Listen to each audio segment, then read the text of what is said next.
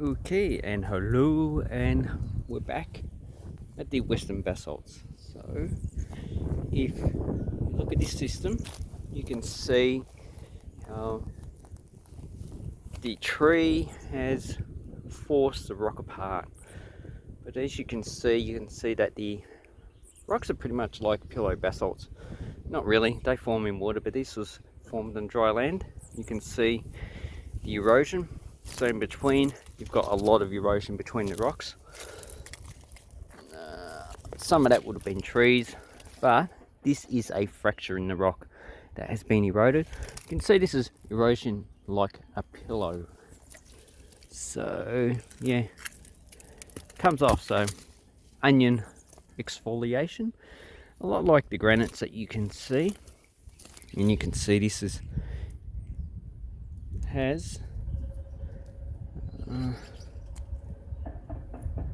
so that has been weathered. Hasn't been eroded yet, it's been weathered. But if I drop it, eroded. So this is a change in the chemical formula or the structure of the rock. Crystals are breaking down and pretty much it forms clays. You can see down here you have a lot of clays. Then you got the unweathered rock, which is like a bluish color. Then you got the weathered rock, which turns a brownish color because I assume there's a lot of iron still in the rock. And you can see how this has been exposed for the past 150 years. So how do I know? Because here we have a water pipeline. This was laid down in the 1850s. This goes to the Yanyeen Reservoir, which is laid down in the 1850s. So all this here has been dug out for the pipe and it's been refilled in. And on the sides we have the original formation, which used to go over. So this used to be like a small hill.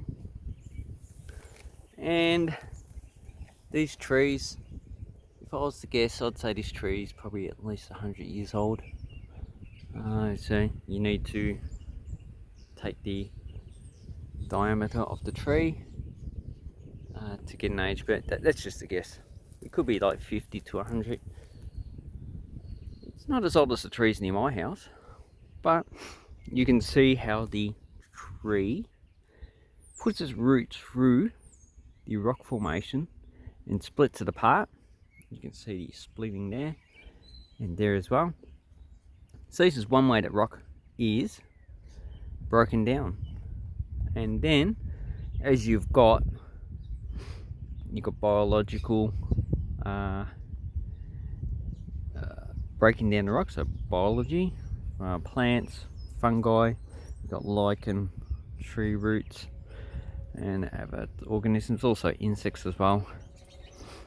But you also got water, wind, you've got other chemicals, inorganic and organic chemicals that break down the rock itself. So you can see over this side is the same. So this tree is probably not 150 years old. I don't see how thick it is. It doesn't have any tree hollows. But you can see here, oh, they're not step on any snakes. 25, the snakes love it.